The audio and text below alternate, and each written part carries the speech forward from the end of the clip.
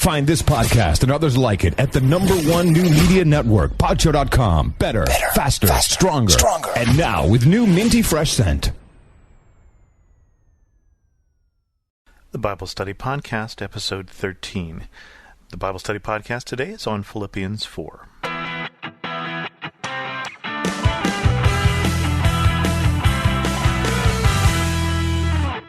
I had no particular idea for the Bible Study Podcast today until I flipped open BibleGateway.com, and one of my favorite verses from Philippians happened to be the verse of the day.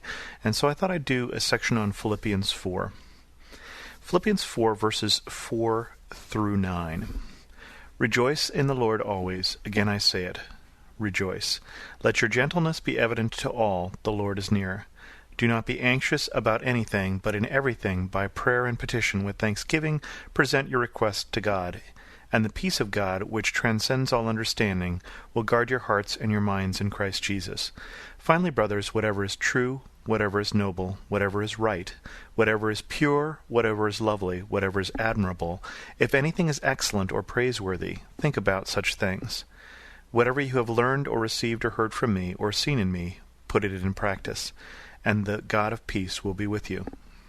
I think probably the reason that this particular verse jumped out at me when I saw it there on the page was that this was not a week of peace for me, and this was not a week of not being anxious about anything. And so this was a verse that I needed to be reminded of. This was a week of things breaking at work, customers needing to be calmed down, doing too many things in too little amount of time, needing to prioritize. This was a hectic week. This was a typical week, because I think a lot of the weeks recently are hectic, and doing 2 weekly podcasts and a monthly video podcast is certainly part of that problem.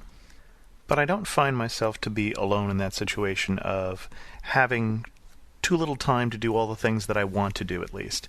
Not necessarily all the things I need to do, but telling the difference between the two is not always that obvious.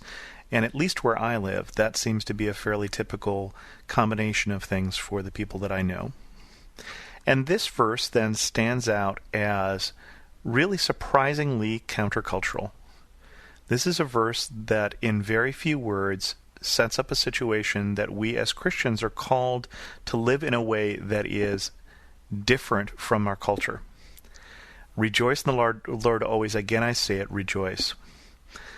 We are not called to live in response to the circumstances, to be happy when things are going well and sad when things aren't, and on Valium in between or something like that. But we are called to a joy that is above the circumstances. And all of this first set of verses here from 4 to 7 are talking about what do you do when times are not causing you to rejoice, when times are causing you not to respond in gentleness, when times are causing you to be anxious about everything. And Paul in this letter to Philippians is calling for us to be different. And as I saw those verses today, it strikes me that this is probably one of the, I was going to say the easiest ways for Christians to stand out, but one of the ways that when Christians can be like these verses that Paul is calling us to in Philippians, that Christians will stand out the most. I don't know about you, but I've had situations where everything is going to heck, that wasn't the word we used, at work, and people say to you, why are you so calm? And having the perspective of, this is just a job, this isn't my life, was important. Having the perspective of, I'm not in this all by myself, was important. Having this peace of God which transcends all understanding, this peace which passes understanding, which Paul talks about here. This is not a peace because everything's going well. That would be understandable. This is a peace that is above that. So this is both a call for us to give our anxiousness over to God, put everything in prayer and petition, and with thanksgiving present our request to God. But it's also a promise here that the peace of God, which transcends all understanding, will guard our hearts and our minds. And I really think this is an opportunity for us to give up some of that nervousness, some of that anxiousness, some of that, maybe some of the things that we think are important and realize that they are not so important, and to stand out. I think this is a call for Christians to stand out in the midst of turmoil and tumulation and all of those things, to be a steady rock, clinging on to the Rock of Ages. And if you're thinking that your week was just too crazy for that, then remember what Paul's week was like when he was in Philippi.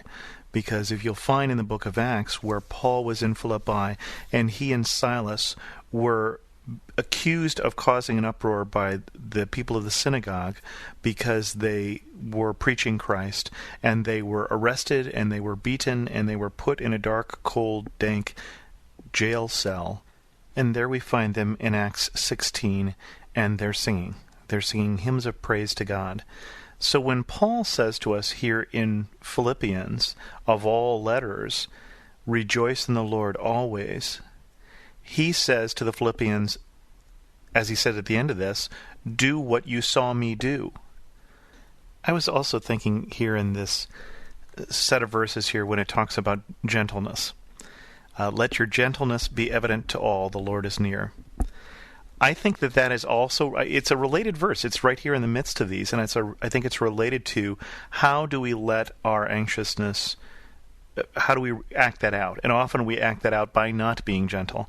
And I think of one time that I was in the Chicago airport, and there were terrible storms in the East Coast, and our plane was delayed. And we went up to the counter, the person I was traveling with, and we found out that we were in fact going to be delayed several hours sitting in the airport. And we were unfazed by it, and I don't remember how it came up that I think the person said, well, thank you for being understanding. And it's one of those, well, it's not your fault. The plane is being held up. The plane is being held up by thunderstorms. There's nothing you can do about it. And she said, oh, you would be amazed how people have been taking it out on this poor desk agent here in the airport as if she could make a plane magically appear, and she couldn't. So I think that's part of what this is. Let your gentleness be evident to all. The Lord is near. That's an interesting phrase that's kind of in there. Is I see that as almost, and remember that the Lord is present. Remember the Lord is watching, maybe, or just remember that you're not in this alone. And then that second section here, finally, brothers, whatever is true, whatever is noble, whatever is right, whatever is pure, whatever is lovely, whatever is admirable, if anything is excellent or praiseworthy, think about such things. This didn't seem to me as a description of, much of what's on TV or, what Hollywood is putting out. I wasn't sure where to go with this, but it is an interesting call to remember the verse right before it, and the peace of God which transcends all understanding will guard your hearts and your minds. And I think this goes on to extend that idea of guarding our minds. What do you do with your thoughts? Is that perhaps what's helping us to be anxious, is that we're not guarding our thoughts? We're not thinking about what is true and noble, right, pure, lovely, admirable? I don't know. I wonder. It's there as a package, I think, within these set of verses. Don't be anxious, and think about these things. Make your requests be known to God with prayer, petition, and thanksgiving, and think about these things. Whatever is true and noble and right, pure, lovely, and admirable. I think they're related. I think that is part of not being anxious, is where are our thoughts? What are we thinking about? And whatever you've learned or received or heard from me or seen in me, put into practice, and the God of peace will be with you. I wish you this week that the God of peace will be with you. If you want to comment on this or any show, you can go to thebiblestudypodcast.com or send me an email at host@thebiblestudypodcast.com. Thanks for listening.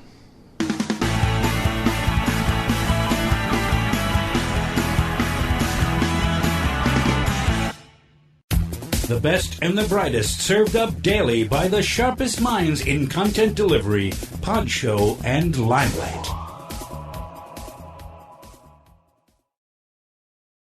For some of us, personal finances aren't just personal. They include loved ones, neighbors, the communities we call home, and the causes we hold in our hearts. At Thrivent, planning your finances is bigger than just money. We help you put your plans into motion and faith into action so you can do more for the ones in your heart.